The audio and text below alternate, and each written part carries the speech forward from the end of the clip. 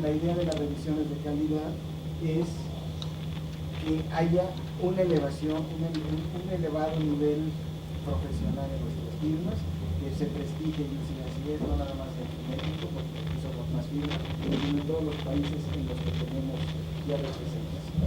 Pues como observé que no conocen, porque a lo mejor son de nuevo ingreso a la firma, no sabemos de dónde vienen, pero finalmente me pidió Mauricio que les explicara la estructura de nuestro manual para que ustedes conozcan la herramienta que estamos usando, ¿no? Por su parte, Reinaldo Nava les explicó la parte de control interno, ¿no? Ya yo creo que demasiado amplio. Bueno, el manual considera una serie de documentos adicionales a lo que es en sí la auditoría, desde el índice de los papeles de trabajo, que es precisamente esta cédula marcada con el 1 romano, hasta la cédula 100, que es el área de nóminas, que es la, vamos a decir, la última de las revisiones que hacemos, no necesariamente en ese orden, ¿no? Entonces, vamos a ver todo el contenido, ¿no? Desde el índice, este es el índice, esta es la cédula 1, y tiene todo el contenido del manual, desde la propia cédula, que es el índice de papeles de trabajo. Después, marcas estándar de auditoría, hay una cédula de cada una de ellas, ¿no? Recomendaciones generales para el desarrollo del trabajo de la auditoría, aspectos generales de la revisión, planeación, estudio de evaluación del control interno, controles de tiempo de los auditores, control de las visitas de socio y gerente respecto a situaciones que deban de conocer, carta de declaración de la administración, que esta carta de declaración de la administración es muy importante porque es la manifestación que hace la gerencia, nuestro cliente, respecto de la información que nos proporciona, señalando las políticas adoptadas y ciertas afirmaciones que nos dan una seguridad, cuando menos por la firma de los funcionarios, de que la información que nos están proporcionando contiene la integridad o la totalidad de las operaciones que realizó la entidad.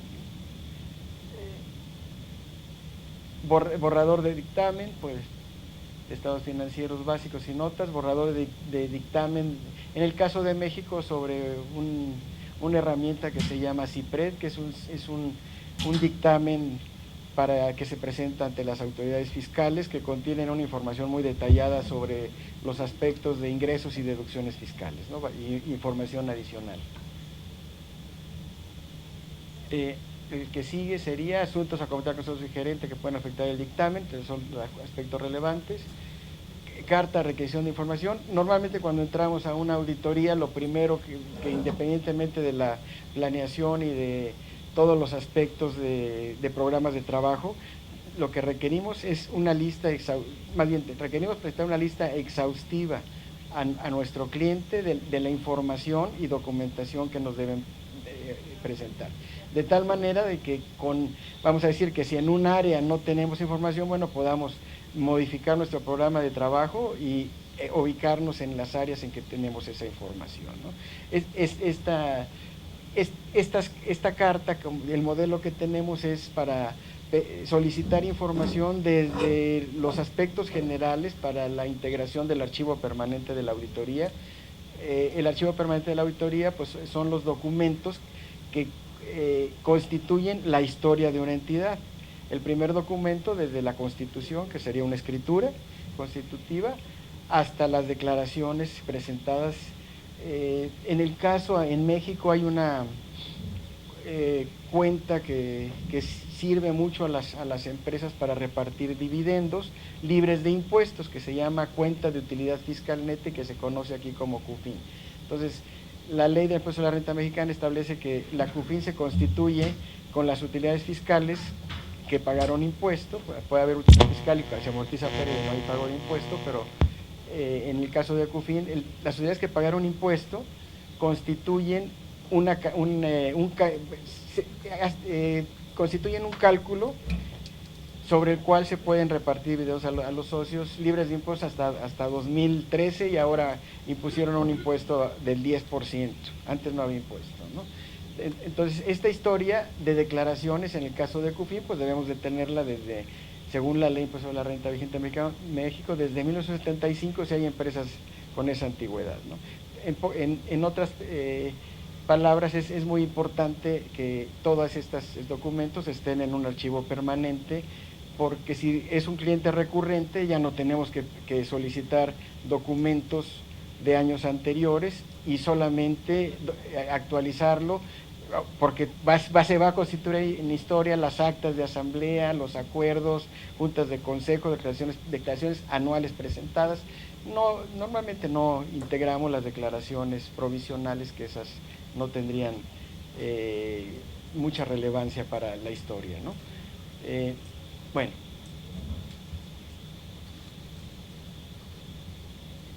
la balanza de comprobación sujeta al examen de la auditoría, balanza de comprobación con cifras dictaminadas, es decir, que ya sería la balanza con saldos finales para efectos del dictamen. En el caso de que sea un primer ejercicio, para obtener el estado de variación, perdón, ¿cómo se llama ahora? ¿El estado de cambios? No, pero sería para el de flujos de efectivo. También necesitaríamos las balanzas anteriores para poder obtener el comparativo. Por eso es que se señala que en el caso de que sea una primera auditoría, también los 2 ejercicios anteriores para sacar las variaciones, ¿no? ¿Okay? La hoja de trabajo, que es vamos a decir que es el índice de toda la auditoría. En esa plasmamos, clasificamos de la balanza de comprobación a esa hoja de trabajo, de acuerdo a la presentación que vamos a darle, las cuentas que integran la contabilidad, ¿no? Esquemas de mayor de ajustes, son los ajustes, es el resumen ya en las cuentas de mayor de los ajustes. La que sigue son los ajustes, ¿verdad? La 18 y 19. Otra hoja. Los ajustes de auditoría que ¿Perdón? No lo he prendido, pero yo sí me oigo como con eco. No, sí está prendido. Sí está prendido, sí oigo. ¿No se escucha o qué? Sí. No, sí está prendido. Bueno, entonces los ajustes eran el 19, reclasificaciones. ¿Qué son las reclasificaciones? Son los acomodos de cifras para cumplir con las reglas de presentación establecidas en las normas de información financiera. A veces esas reclasificaciones no tienen que registrarse en la contabilidad, porque únicamente es para presentar una cifra. Por ejemplo, si una parte relacionada tiene un saldo en deudores diversos, en clientes, en acreedores diversos, en proveedores, en varias cuentas, lo que se hace es los saldos de todas las cuentas, unificarlos y presentar el saldo a cargo o a favor de la parte relacionada, accionistas, etcétera, ¿no? Pero, sin embargo, las empresas pues deben de tener, para efectos de control, en las cuentas correspondientes el registro de esos saldos. Si la naturaleza es de clientes, pues no la voy a mezclar con las operaciones de proveedores, sino que prevalezca en su cuenta, ¿no? Informes sobre asuntos de importancia que ameriten el conocimiento inmediato del cliente, sería una lista de posibles anomalías que detectemos, y que si la detecta nuestra agente, pues tendría que remitirse al socio de la firma, y el socio ir con el cliente para aclarar partidas o problemas de relevancia, ¿no? Informe de observaciones y recomendaciones. Ese es el producto final. El resumen es para, si en un área encuentro observaciones respecto, o inclusive en el propio control interno, pues de ahí derivarían las... y tenemos, si saben que en un manual, en el manual de control interno, si tenemos una observación, nos remite a un formato de reporte sobre esa anomalía. Así está, ¿verdad? Bien. datos para el estado de cambios ahora se llama el estado de flujos de efectivo, falta actualizar esa parte, ¿no? Bueno, todo esto, como ven, son 28 documentos que también constituyen parte de la auditoría, más el control interno, más todas las pruebas sustantivas y ya de las cuentas específicas de la contabilidad. Entonces, en la parte de activo, tenemos lo que expliqué ayer de la parte que actualizamos del manual efectivo, y aquí el nombre no está actualizado, y equivalentes de efectivo, es la A, por acuerdo de cuando construimos este manual, se tomó la decisión de que las cuentas de activos se denominaran con una letra, empezando por la, como está el alfabeto, A, B, C, hasta la G tenemos, ¿verdad? Nada más. H no hay, ¿verdad? No, hasta G. No hay. Sí. En general son los rubros que contiene tanto el balance general como el estado de resultados, ¿no? Yo creo que se adapta a la mayor parte de las entidades. Efectivo es la A, B, cuentas por cobrar, C, inventarios, D, pagos anticipados, E, inversiones permanentes, inversiones en acciones, obligaciones, etcétera, F, activo fijo, y G, activos intangibles. Quisiera comentar un poquito sobre los activos intangibles porque en la mayoría de las empresas no se tiene este rubro registrado. Y eso es una crítica a la información contable, porque muchas veces en una empresa tienen más valor los intangibles que los propios bienes tangibles. Imagínense una empresa muy conocida como Coca-Cola. ¿Qué valdrá más? ¿Las fábricas, los procesos, o la marca y la fórmula? ¿Qué valdrá más? Y posiblemente, no sé, el caso de esta empresa, no tenga incorporada en su información financiera la evaluación de la marca ni de la fórmula. Eso a lo mejor sí la tiene, no lo sé, pero si eso lo traspasamos a nuestros clientes, lo más seguro es que el desarrollo de una empresa, por el éxito que ha tenido, tenga un valor importante en estos activos y que muchas empresas no tienen reconocidos.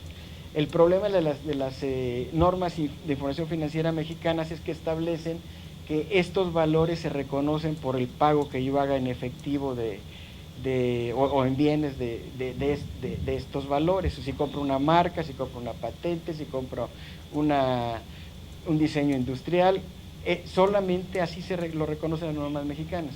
Sin embargo, las normas internacionales permiten la revaluación de estas partidas, pero para que se revalúen debió haberse erogado en su desarrollo, ¿no? Y muchas veces estas marcas y patentes son propiedad de los socios, y así las tienen registradas y ahí las tienen guardadas, y su empresa vale mucho más, y si no las aportan, pues el capital contable y el patrimonio de la entidad, pues es únicamente el desarrollo de los bienes tangibles, ¿no? Entonces, se ha hecho mucho énfasis en reconocer. Quise destacar esto porque casi en los clientes que manejamos medianos y pequeños no tenemos muchos intangibles. Algunos registran como intangible el comprar programas caros, ¿no? No, pero gastos de instalación y son intangibles. Los gastos de instalación sería un bien tangible de alguna manera, sería un alambre o como lo que tú quieras, ¿no? Y lo registran indebidamente, ¿no? Sí, a lo mejor el aire acondicionado lo registran como intangible, pero no, eso es gasto de instalación, que sería un bien tangible, ¿no? Lo que les quiero transmitir es que mucha información financiera no muestra la realidad de una entidad, ¿no? Y lo que necesitamos nosotros como contadores es promover que presente presente de manera con base en la normatividad los valores que debe de presentar, ¿no? A lo mejor, como decimos que Coca-Cola tiene 100 de capital contable, con sus intangibles a lo mejor tendría 1000, ¿verdad? Y habría que reconocerlos y decirles a los socios o asesorarlos de tal manera que esos valores que ellos poseen los puedan aportar, aumentan el valor de su empresa, ¿no? Y si los aportan, se constituye también un capital de aportación que, en dado caso de que se venda una compañía, pueden esas acciones tener costo y a lo mejor en esa venta no generar una utilidad para efectos ya de pago de impuestos relevante, ¿no? Que no tendrían en caso de que solo hubieran nada más tuvieran las aportaciones de dinero, ¿no? Bueno, me desvío un poquito, pero es que ese rubro casi se maneja poco y, como decía Miguel Ángel Quiñones, pues algunos lo registran otras cosas que ni son, ¿no? El intangible es algo que no se puede tocar, ¿no? Y si gastos de acción, pues y así lo registran muchas empresas, ¿no? Bueno, en el caso del pasivo doble letra, préstamos bancarios y de terceros particulares, cuentas por pagar, doble C, partes relacionales, doble D, contribuciones por pagar, que son los impuestos y otros conceptos de aquí en México, aportación de seguridad social, derechos, no recuerdo, contribuciones de mejoras, etcétera. Capital contable, contingencias y compromisos y eventos posteriores. Estas dos últimas áreas de contingencias y compromisos y eventos posteriores no son áreas de revisión de números, porque las empresas normalmente no tienen evaluadas estos montos. Si los tuvieran evaluadas, de todas formas tendríamos que revisarlo, posiblemente estuvieran en cuentas por pagar, en una cuenta de acreedores diversos, alguna contingencia evaluada. Y aquí lo que se trata es tenemos todos los procesos para revisar las compromisos y contingencias de tal manera de que nos permitan, ya sea revelar a través de notas de los estados financieros estos compromisos o contingencias, o inclusive evaluarlos. Imagínense el caso de que pudiera ser una revisión que practicaran las autoridades fiscales, le determinaran un crédito relevante, ¿no? De 10 millones de pesos, o la cantidad que fuera, ¿no? Y nosotros cerramos el año, y en el año siguiente resulta que les fincaron ya ese crédito. Entonces tendríamos que evaluar, porque podría estar sujeto a defensa, podríamos evaluar si realmente sería una obligación a cargo de la compañía, ya sea para registrarla ya como una contingencia por un gasto una pérdida por este incumplimiento que se hubiera determinado, o solamente revelarlo porque finalmente está sujeto a un juicio, un juicio y eventualmente una sentencia de un juez, ¿no? Entonces tenemos esa área, y eventos posteriores, que también es un área importante que muchas veces no se toma en cuenta, y que puede, estos eventos posteriores, afectar materialmente la situación financiera de la empresa, ¿no? Por ejemplo, imagínense que un caso podría ser que en el año siguiente la empresa se decida fusionar o liquidar o cambiar de giro. Todo esto afecta la situación financiera y habría que revelarlo, y eventualmente, posiblemente, registrar algún cambio, ¿no? Pero más bien, hechos posteriores es revelación, una devaluación drástica en la unidad monetaria.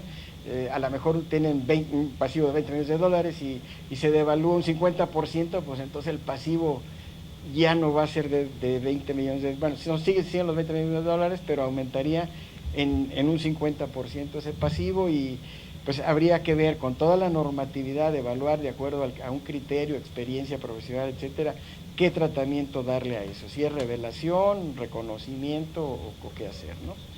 Bueno, en resultados pactamos indizar cada papel y cada área con números, ¿no? 10 son los ingresos, que serían ventas o ingresos por servicios, pero del giro de la empresa, ¿no?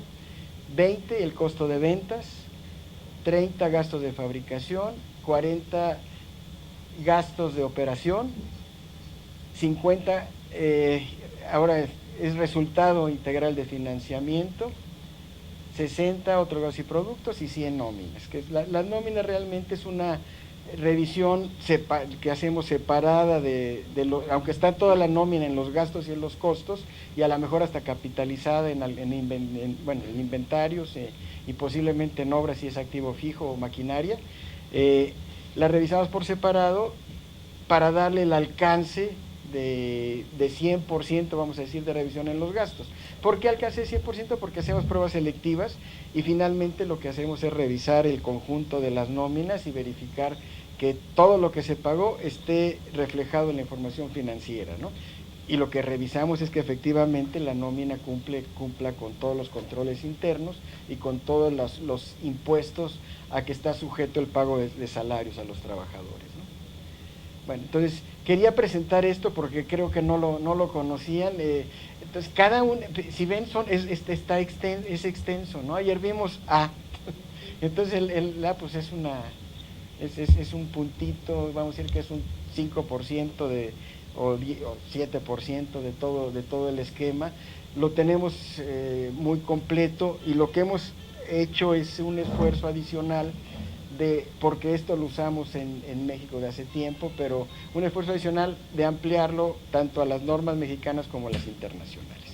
En lo general las normas mexicanas convergen con las internacionales, pero hay ciertas diferencias como la que señalé de los intangibles y del activo fijo, que la norma mexicana no permite la revaluación y la norma internacional sí la permite, ¿no?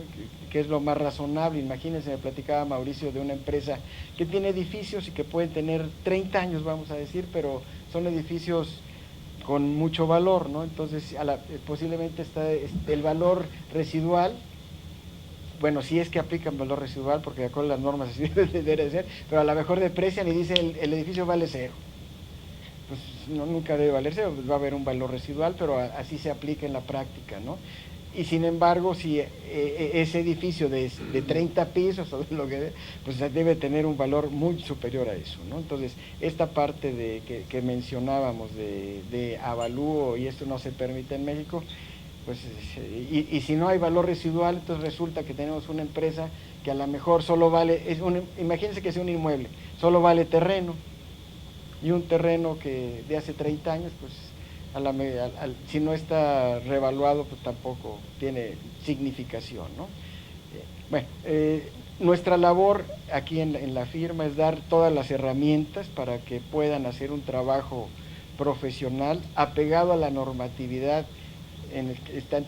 Tenemos las dos, tanto la mexicana como internacional, de tal manera que estemos todos los que trabajamos en UC&C trabajando con una calidad homogénea, pero siempre es muy importante, a pesar de que tengamos todas estas herramientas, pues obtener evidencia suficiente y competente de calidad, porque si decíamos en el curso de abajo, si meten en un sistema información errónea, pues sale basura. Entonces, sí, todo esto amerita una capacitación del personal que labora con nosotros, la experiencia, tiempo, etcétera, ¿no? Bueno, esto es lo que es el manual de auditoría. No sé, vuelvo a hacer la pregunta, casi nadie lo conocía, ¿verdad? Porque ayer levantaron la mano 2 o 3. Bueno, vienen de diversas firmas, pues la idea es presentárselos. Y vamos a hacer revisiones de calidad a los despachos en lo futuro, a partir ya empieza este año, de tal manera que los que estén con nosotros pues hagan el trabajo de la mejor manera, ¿no? Y sobre todo si hay una estandarización, eso a todos nos sirve. Si yo les presento una auditoría de mi firma y otra de otra, pues debería de ser como si lo hubiéramos hecho un solo despacho, ¿no? Como si fuéramos de las grandes firmas, ¿no? Que esa sería la idea. Que aún así cuesta, dentro de esa misma firma les cuesta trabajo la estandarización, y aquí nos está costando mucho más porque pues somos diversos miembros, no sé ahorita cuántos seremos, 50 firmas, ya perdí la 57. Cuando ingresamos éramos como 10, ¿no? Miguel Ángel y yo más o menos en la misma época, 10, 12, 15, ¿no? Entonces nos está costando mucho trabajo, pero esperemos lograr. Entonces la idea es que les vamos a dar este manual. No lo hemos revisado en su totalidad, pero ya está en el disco todo actualizado. Lo que tratamos de hacer es, como les dije ayer, un resumen ejecutivo de las normas de información financiera para que sirvan de guía y todos los papeles de trabajo que deben de utilizarse en una revisión, ¿no? Entonces, quisiera ahora en este caso de inventarios, que lo hagamos un poquito más interactivo, porque si no nada más voy a estar diciéndoles esto se piensa de esta manera, ¿no? Entonces ahora quisiera que me ayudaran, participaran un poquito y que me dijeran, para hacer la auditoría del área de inventarios, que es el tema que les voy a exponer, ¿qué es lo que harían en general? Si no levantan la mano, entonces yo pregunto, ¿no? Para que me ayuden poco a poco. Primero, a lo mejor vamos a decir qué perseguiría como objetivo, ¿no? En la revisión del activo fijo. Todo esto ya viene plasmado en el manual. Entonces, lo que quiero es que hacer una dinámica de tal manera que lo que me digan, pues vean que lo tenemos aquí como una guía muy práctica, ¿no? Entonces, empezamos con eso. Entonces, si les decimos, a ver, van a hacer la auditoría de inventarios, ¿qué objetivos se perseguirían en esta revisión? ¿Alguien me...? Sí.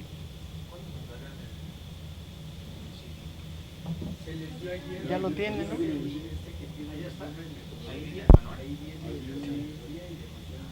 Bueno, el contador me va a responder, a ver, ya está en la auditoría, dice, ahora vas a revisar inventarios, ¿qué vas a hacer, no?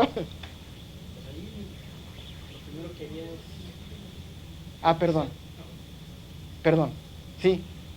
Bueno, los objetivos, ¿está hablando de objetivos? Sí, ya te ganaron. Es comprobar la existencia, primeramente, que sean propiedad de la compañía y que estén valuados conforme a normas, bueno, en este caso normas de información financiera mexicanas, que no estén pignorados o no estén restringidos, entre otras cosas, ¿no? Yo creo que está leyendo el manual, ¿no? No. A ver, pon los objetivos, ¿no? Bueno, está bien. No, está bien. A ver, pon los objetivos. No, pues está bien, ¿no? Está en la práctica, ¿no? Los objetivos. Sí, la idea es que, bueno, o sea, pensé que lo estaba leyendo, ¿no? A ver, vamos a leer, y ahora sí, ya que nos dijo, creo que no faltó ninguno. A ver, vamos a ver. Comprobar su existencia física, ¿no? Ese sí lo dijiste, ¿verdad? Que sean propiedad de la empresa, también lo dijo, ¿no? Determinar la existencia de gravámenes, ignorados, mencionó. Comprobar su adecuada evaluación, tomando en consideración que no excedan su valor de realización, que es la norma de auditoría. Norma de información financiera, cerciorarse que haya consistencia en la aplicación de los métodos de evaluación y de las fórmulas de asignación del costo. Antes yo me acuerdo que le llamábamos métodos de evaluación a lo que era PEPS y promedio. Eso yo le llamaba antes métodos de evaluación, y a los otros les llamaba sistemas de evaluación. Y ahora en las NIFs se denomina fórmulas de asignación del costo a WEPS, pero ya no hay WEPS, ¿eh? No, perdón, ya no hay PEPS. WEPS, ya no hay WEPS. Entonces, bueno, eso era lo que eran métodos, ahora le llaman fórmulas, y a los métodos de evaluación son los sistemas de costos, el estándar, se me fue el otro, ¿no? Coste absorbente y el estándar, ¿no? Básicamente. Y comprobar finalmente fue lo único que le faltó, entonces por eso casi lo leyó, ¿no? Comprobar. O sea, de cada presentación, faltó esa parte, presentación y revelación sobre el rubro de inventarios, ¿no? Fue lo único que faltó, entonces, ya, con muy buena calificación, ¿no? Ahora, también aquí entraría la parte de también cerciorarse la existencia de la mercancía, y también cerciorarse de que no haya en el almacén mercancía de tercero, ¿no? Que luego que esté ahí almacenada, que no pertenece a la empresa. Mercancía en consignación. Viene en parte, bueno, tal vez estaría, viene en otra parte, pero sí nos tenemos que, porque eso sería ya en cuentas de orden, ¿no? Si tienes tu inventarios de un tercero, pues no sería tu inventario, sería cuenta de orden. Nosotros tenemos el caso de una empresa que se dedica a importar libros y revistas. pero las revistas son en general españolas, las revistas, entonces las sacan, vamos a decir, la revista de agosto la sacan a mediados de julio, ¿no? Entonces cuando ya no la venden en España la mandan a principios de agosto, aquí llega, pero no es de mi cliente, sino que llega en calidad de consignación. Y prácticamente todo el inventario es de consignación, y lo que él hace es, del almacén de consignación, toma y vende a sus clientes.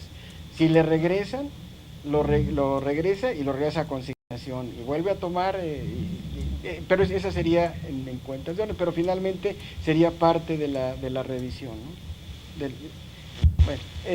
Bueno, me fui a los objetivos porque es lo primero que tenemos que tener en mente, a dónde queremos llegar, ¿no? Pero para llegar a todo esto hay una serie de normas que veremos, está al revés aquí. Los objetivos vienen al final, es la parte, ayer les dije por números, ha de ser la parte 7, 8, tiene 9 secciones cada uno. Nos regresamos ahora al concepto, que me digan qué son los inventarios, ¿no? Para que vean que de alguna manera las normas tienen aspectos prácticos y conceptuales de uso común, no están tan complicadas, pero ha cambiado el lenguaje con la traducción o la convergencia a las NIF, ¿no? Entonces, ¿qué serían los inventarios para efectos de unos estados, más bien, para efectos de los estados financieros? ¿Cuál sería el concepto de inventarios? ¿Qué son? Bienes tangibles para venta al público en general, bueno, al público en general, ¿no? Para venta, para transformación también, ¿no? Para uso propio también en unos casos. Vamos al concepto, ¿no? Vamos a ver. Este es lo que dice la NIF mexicana. Bueno, ahora antes no mencionaba esto, son los activos no monetarios sobre los cuales la entidad ya tiene los riesgos y beneficios.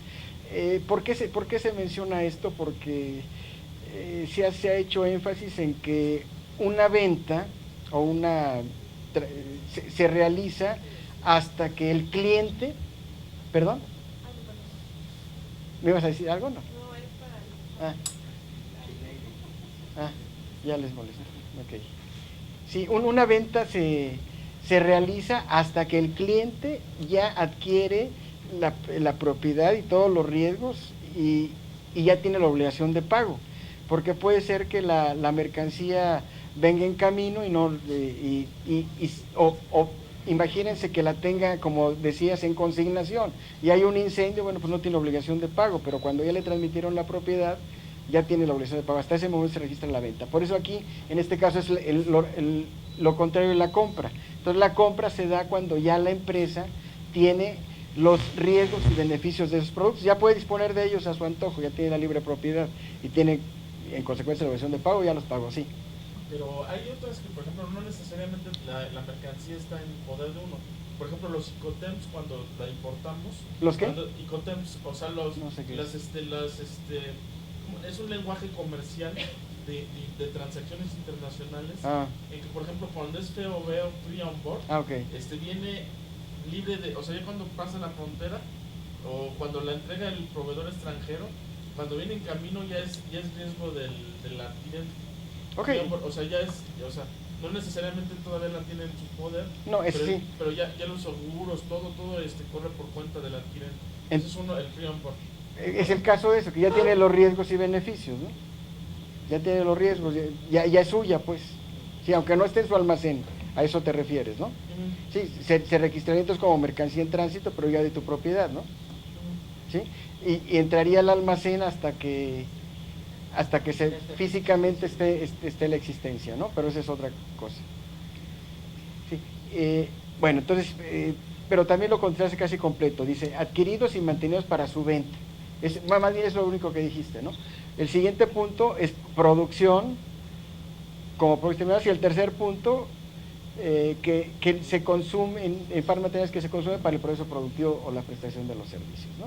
Este es el concepto que establece la NIF C4 mexicana, ¿no? Y la NIF internacional es muy similar, convergen en general, poseídos para ser vendidos en el curso normal de la operación, en proceso de producción, pero para la venta, y en forma de materiales y suministros para ser consumidos en la producción. o no la prestación de los servicios, ¿no? Entonces, ese sería el concepto. Como bien los objetivos de la auditoría es, en principio, pues de determinar que existan y que sean propiedad de la empresa, ¿no? Pero como me mencionabas correctamente, también puede haber inventarios que no sean tuyos o que tengas tu almacén con terceros o que tengas tu mercancía también en consignación, ¿no? Okay. Bueno, como ven, aquí convergen totalmente, ¿no? las dos normas.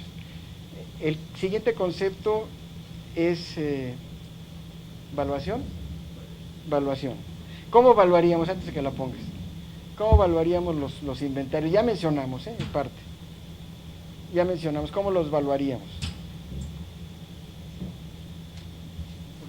A valor de realización. Bueno, no nosotros, la empresa, tenemos que revisar que así lo haya hecho. A valor de realización, ¿no? A valor, bueno, la regla es costo de adquisición o valor de adquisición el que sea menor, ¿no? Porque puede ser, ¿por qué es esa regla? Porque normalmente se trata de ser lo más conservador posible, porque si mi inventario tiene un valor menor al que yo lo adquirí, debo de reconocer esa pérdida de valor. Lo voy a vender y lo voy a vender a menos del costo de adquisición, bueno, debo de reconocer el menor valor. Esa es la regla general. Y después también cómo lo evalúo, que habíamos mencionado, ahora se llaman fórmulas de asignación de costos, ahora sí se llaman, ¿no? Entonces, esa sería otra parte de la evaluación. ¿Qué más habrá de evaluación? Pues los sistemas de costos que ahora se llaman métodos de evaluación. Vamos a ver qué dice, ¿no? La norma general, que es lo que mencionaste correctamente, a su valor neto a su costo o valor neto de relación, el que sea menor. O sea, reconocer el menor valor en el activo.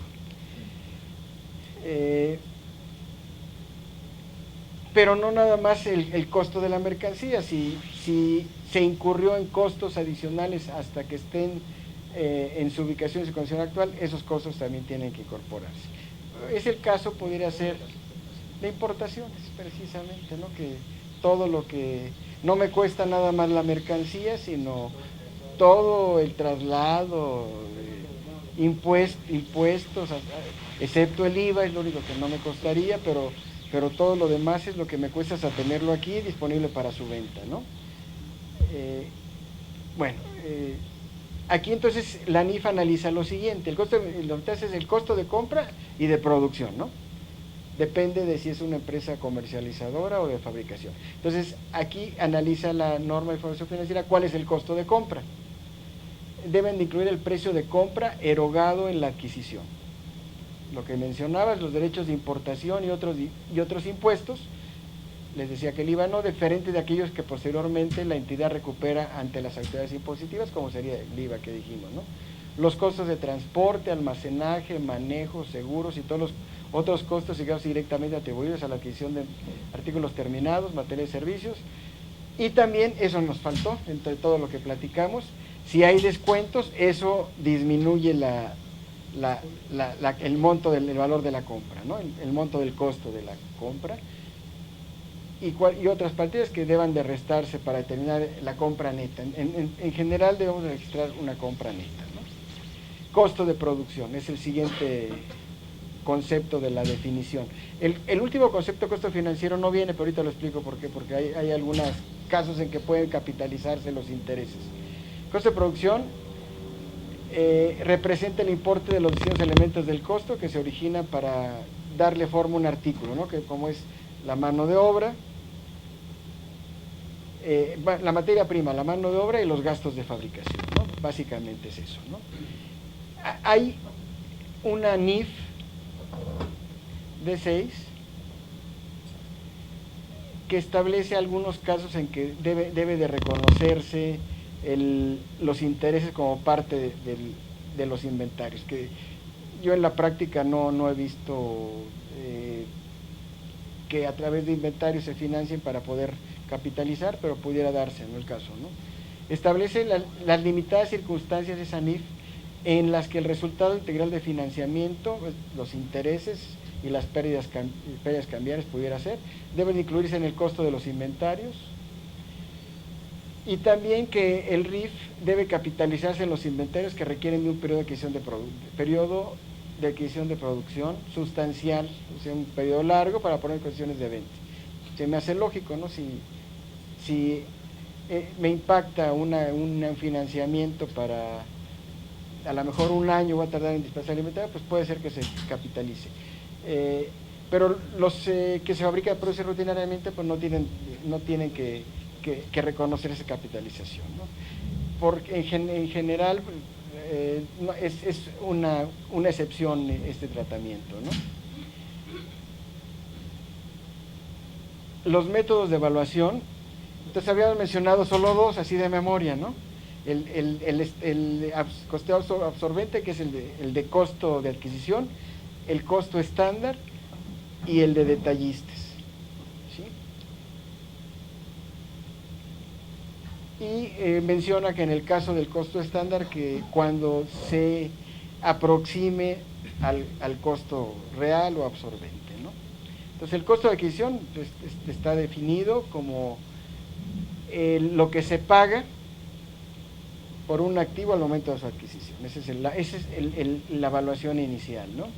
El costo estándar es un costo estimado finalmente que se determina con anticipación, pues para tener una facilidad en su manejo, y deben de ajustarse finalmente a condiciones actuales. Y el método de detallistas, que es un método para algunos artículos estándar, que manejan márgenes de utilidad, como en el caso de supermercados, etcétera, que tienen márgenes de utilidad, y eso hace más práctico ese manejo, ¿no? ¿Okay? Entonces, eso es lo que se establece en la norma mexicana, y en la internacional se establece respecto a la evaluación.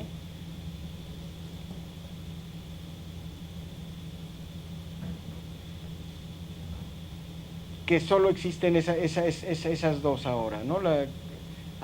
Tres, perdón. Costo identificado, promedio y PEPS. Dijimos que WEPS está fuera de circulación en las dos normas, ¿no?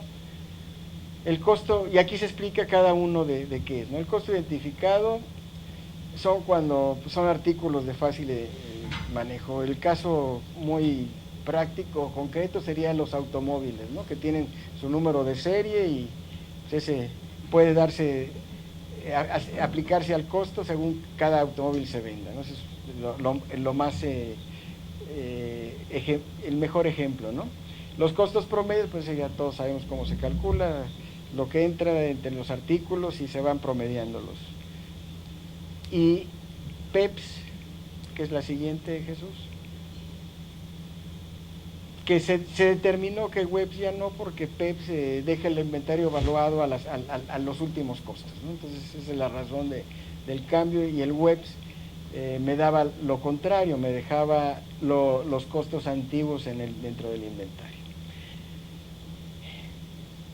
Otro punto importante en la evaluación son la obsolescencia de inventarios, o por las pérdidas por baja de valor, que también hay que reconocer, al igual que en las cuentas por cobrar. Si las cuentas por cobrar son de difícil recuperación, pues hay que estimar qué monto de nuestra cartera de cuentas por cobrar tiene esa situación, y reflejar de una manera realista lo que yo voy a recuperar en el caso de cuentas por cobrar, y aquí lo que yo ya perdí por baja de valor, obsolescencia, lento movimiento, por precios de mercado.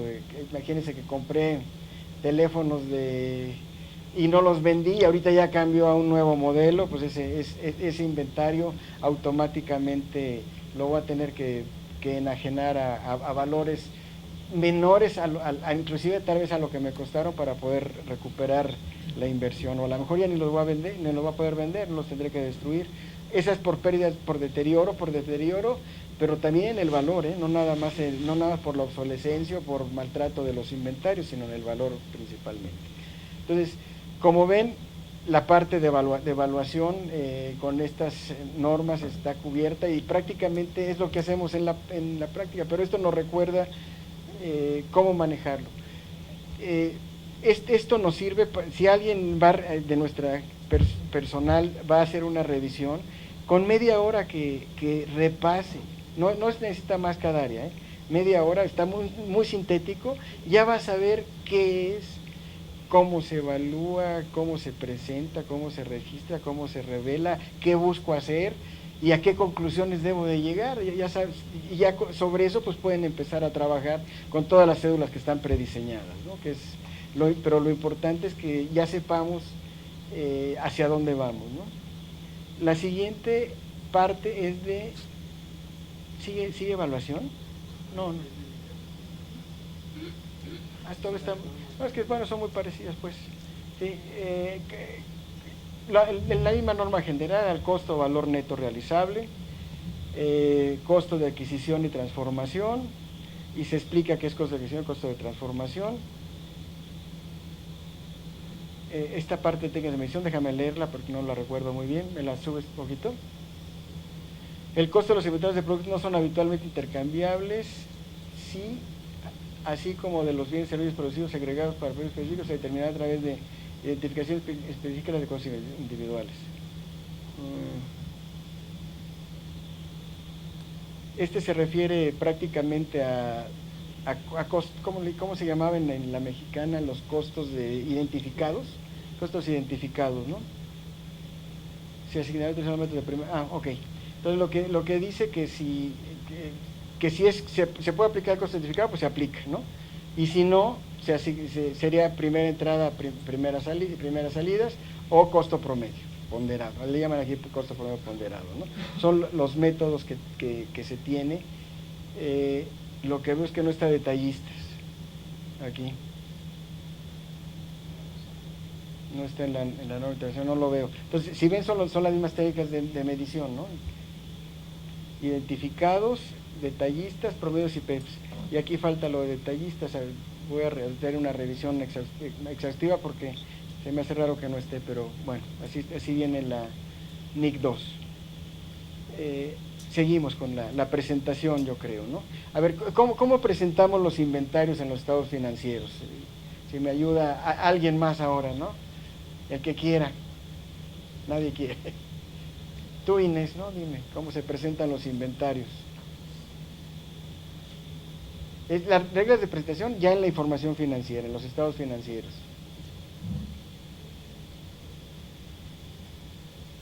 En el balance se tiene que presentar el relativo circulante. Sí, que ahora se llama a corto plazo. O sea, han cambiado que al final es lo mismo, ¿no?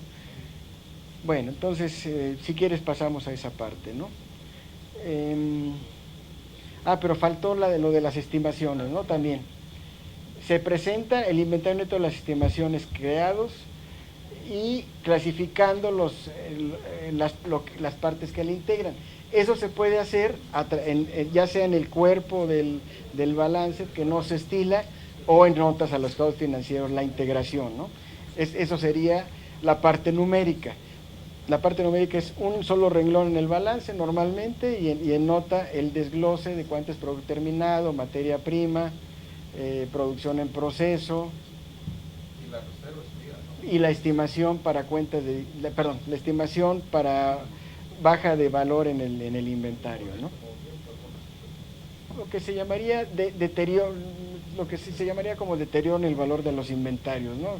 Pero más bien como lo usábamos normalmente era estimación para inventarios obsoletos, de lento de movimiento y otro concepto, no recuerdo cómo se llamaba la cuenta, ¿no? Bueno, y en la parte de las normas internacionales,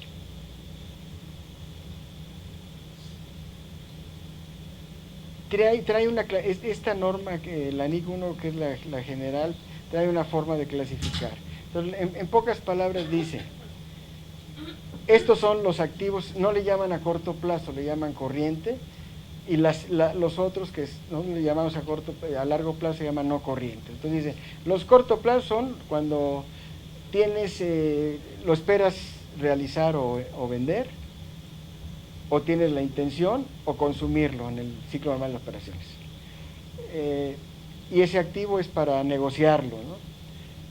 Y eso lo tienes que hacer dentro del año siguiente. Entonces eso es un activo a corto plazo, entonces por consiguiente el resto son a largo plazo. En este caso sería activos no corrientes, más bien corrientes, ¿no? O a corto plazo, ¿no? El inventario. Entonces está homogeneizada con la mexicana. Después revelación. Antes de que empezara la revelación, ahora ¿quién me quiere decir lo de revelación? Que sea otra persona. Tú, por favor, no me ayudes. La revelación es las notas a los estados financieros. ¿Pero qué revelamos? Podemos revelar si tenemos alguna situación que no esté dentro de la normatividad, algo que puede ponderar, ¿no? O las políticas contables primero, ¿no? A lo mejor, como nos dijo antes, si están grabados los inventarios, esa es una parte. Otra parte, cómo se evalúa, las dos partes que dijimos, el método, ahora se llama método de evaluación, y las fórmulas de asignación de costo, así se llaman ahora. Me cuesta trabajo los nuevos nombres. Cuando menos eso revelarlo, ¿no?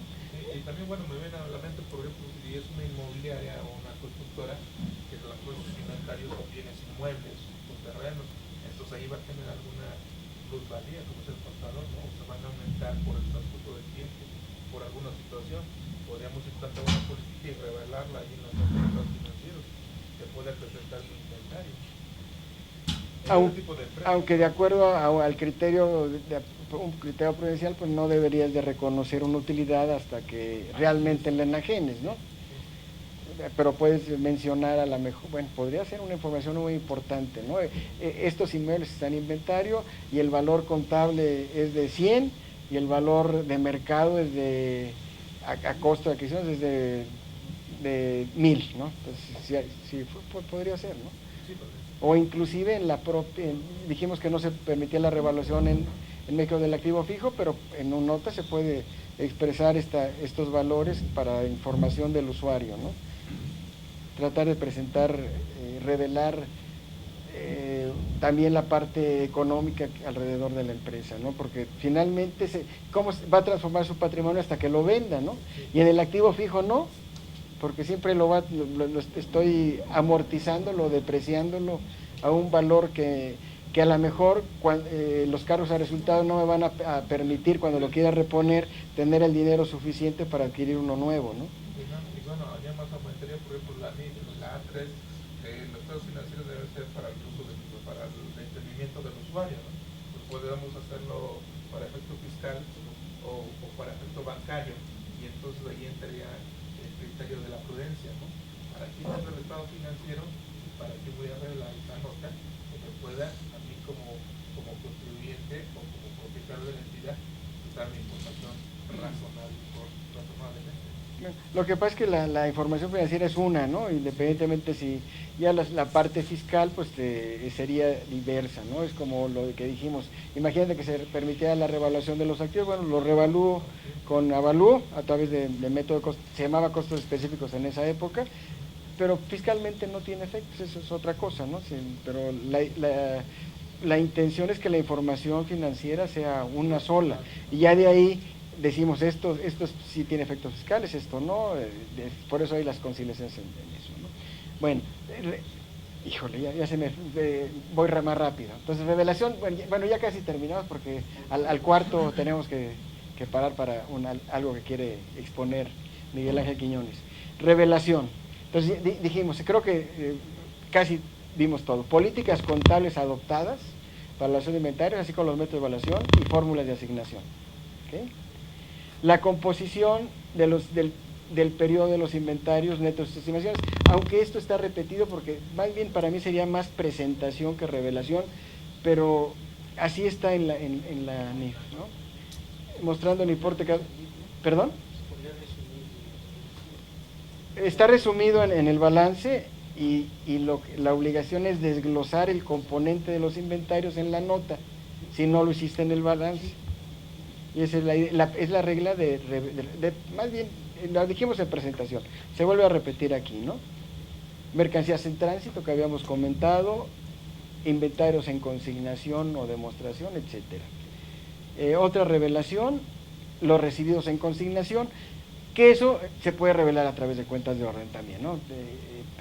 Y las cuentas de orden sería parte de las notas a los estados financieros también, ¿no? Importe contable de los ingresos que no aplica la norma general de evaluación por encontrar exceptuados, mantenidos, estos son casos especiales que establece la norma, productores, intermediarios. Y el importe de reconocer los estados en el periodo cuando el costo de venta se incluye en otros elementos, una parte del costo de venta se incluye como parte de operaciones discontinuadas y el estado de resultados generales se presenta clasificado conforme a su naturaleza. ¿Sí? ¿Se acuerdan cómo es este estado de la norma B3? Se define que es por función, lo que conocemos normalmente gastos de venta, costos de venta, gastos de administración, y por naturaleza pues los tipos de cuentas de gastos desglosados, ¿no? Gravámenes mencionamos, pero hay muchas cosas que revelar, ¿no? El importe de estimaciones propiedades por deterioro, eso está dado en la estimación, pero y también el estado de resultados, bueno, a lo mejor habría que mencionarlo, porque tal vez el estado de resultados está en un rubro global y no se dice cuánto se aplicó en el año, ¿no? Reversión de estimaciones, las circunstancias que originaron la reversión, si hay un cambio de método de evaluación y los efectos, los gravámenes existentes. Como ven, hasta la acá son muchas información que se debe de revelar, hay que pues estudiar y ver, obtener toda esa información, exactamente, cuál aplica, cuál no aplica, y eso debe estar en la nota. Y si ven ustedes la nota de los estados financieros, inclusive de las firmas de más reconocidas por su nivel mundial, nada más por eso, pero ven las notas y no tienen toda esa información. Entonces, la idea es que cuando vayamos a hacer las notas, nos vayamos a las normas de revelación. Ya que va a hacer el estado financiero, nos agarramos las notas y decir, a ver, esto ya me queda inventarios, quedó perfecto. Efectivo, lo que diga. Cuentas por cobrar, lo que diga las normas de revelación. Y es un acordeón para esta parte, para cuando hacemos los estados financieros podamos hacer estas revelaciones a través de notas que cumplan toda la normatividad. Pero cualquiera que vean siempre tiene deficiencias, siempre se nos pasa algo, ¿no? Y aquí es una guía exhaustiva de lo que se debe revelar. En el caso de la internacional, ¿qué dice? Igual, políticas contables adoptadas para la emisión de inventarios, incluyendo la fórmula de medición de los costos que se han utilizado. Importe total en libros de los inventarios y los impuestos parciales según la clasificación que resulte apropiada para la entidad. Importe en libros de los inventarios que se llevan a valor razonable menos los costos de venta. No se me ocurre qué caso, valor razonable menos los costos de venta. Importe de los inventarios reconocido como gasto durante el periodo. El importe de las rebajas del valor de los inventarios sea reconocido como gasto en el periodo de acuerdo al reconocimiento como un gasto. Reversiones de rebajas, circunstancias que hayan producido la reversión de rebajas y los inventarios grabados. Ahí termina, ¿no? En la H. ¿Sí? Bueno. Ya vimos los objetivos, que fue lo primero para partir qué íbamos a hacer, y después viene la conclusión, que finalmente es un dictamen en particular de cada una de las áreas de la auditoría. Esa vez la última, la conclusión. Ok, entonces vamos a la conclusión primero. Y básicamente lo que debemos de opinar es si cumplieron la normatividad, básicamente. Y en ese caso si son razonables o no, y si no son razonables porque utilizaron prácticas fuera de la norma, pues tendremos que decir que no son razonables, sí no son razonables, ¿no? ¿Y qué es lo que representa, ¿no? Lo que dijimos en los objetivos de la auditoría. Si lo subes, por favor. Son las mercancías disponibles para su venta, su transformación y su uso. así como las mercancías en tránsito y los anticipos. Está mal, se nos pasó borrarlo. Anticipos a proveedores antes era parte de los inventarios. Y se cambió, no recuerdo, la NIF de pagos anticipados, la C5. La C5 se cambió y ahora los pagos anticipados van para allá, ¿no? Entonces esa parte se me pasó borrarla. Se me hace raro. ¿Eh? ¿No? ¿La van a volver a cambiar? Ah, ok. Bueno, entonces estos anticipos a proveedores ya van en otro.